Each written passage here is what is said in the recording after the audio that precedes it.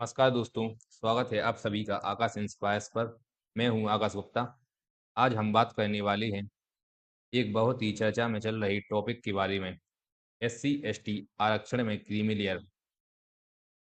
चलिए देखते हैं मामला क्या है और यह बहस कहां से शुरू हुई।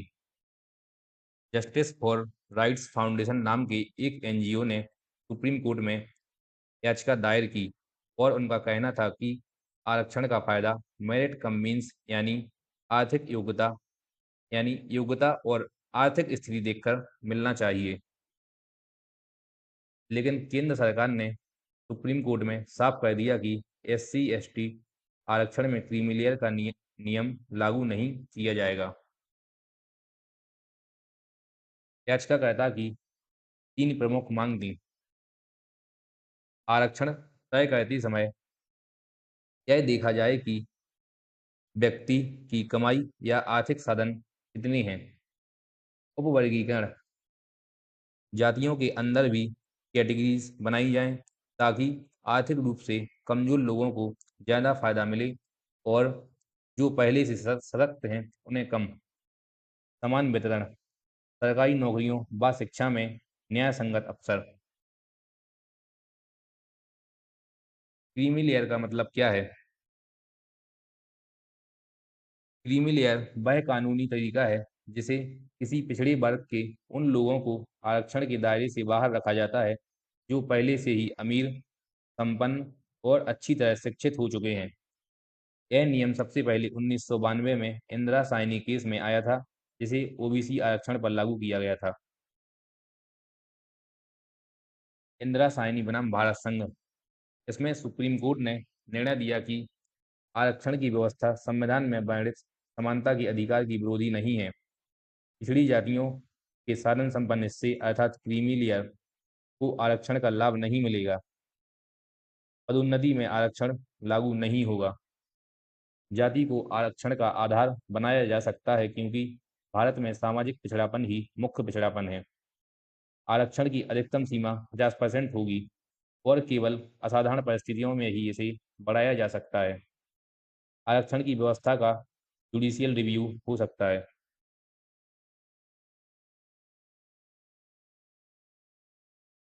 SC ST versus OBC. OBC आरक्षण, इसमें क्रीमी लेयर लागू है। इसमें माता पिता की इनकम देखी जाती है। इसमें आरक्षण का आधार सामाजिक प्लस आर्थिक दोनों हैं। लेकिन एससी एसटी आरक्षण में क्रीमी लेयर लागू नहीं है।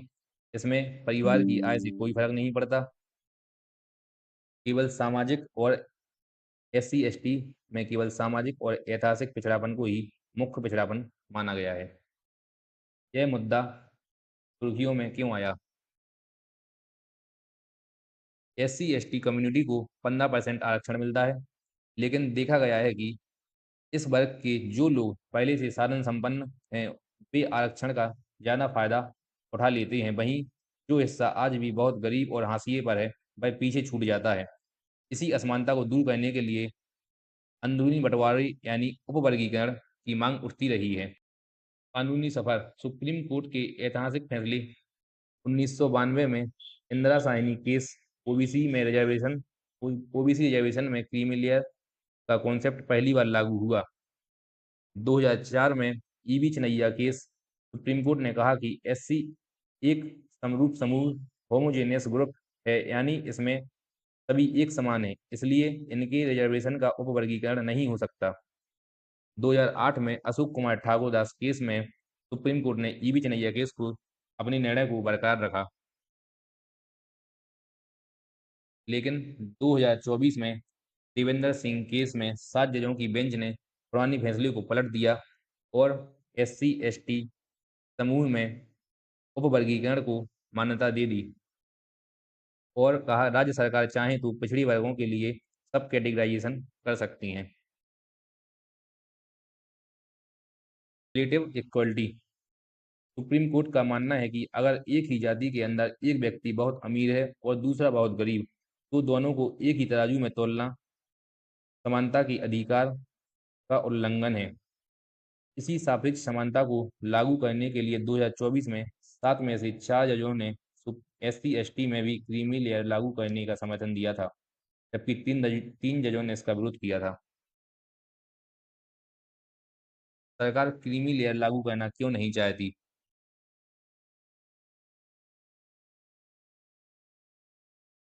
केंद्र सरकार और सामाजिक न्याय मंत्रालय ने सुप्रीम कोर्ट के सामने तीन प्रमुख दलीलें रखी। आरक्षण गरीबी मिटाने की योजना नहीं है। SC/ST आरक्षण पैसों के आधार पर नहीं, बल्कि सदियों पुराने सामाजिक भेदभाव और छुआछूत के खिलाफ दिया गया अधिकार है। आर्थिक स्थिति सिर्फ एक मुख्य पैमाना नहीं हो सकती।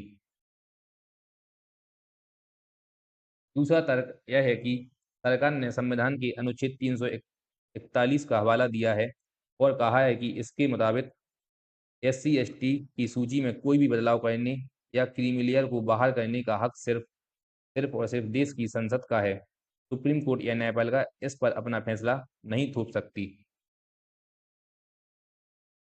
तीसरा तर्क है कि बिना डेटा के फैसला संभव नहीं।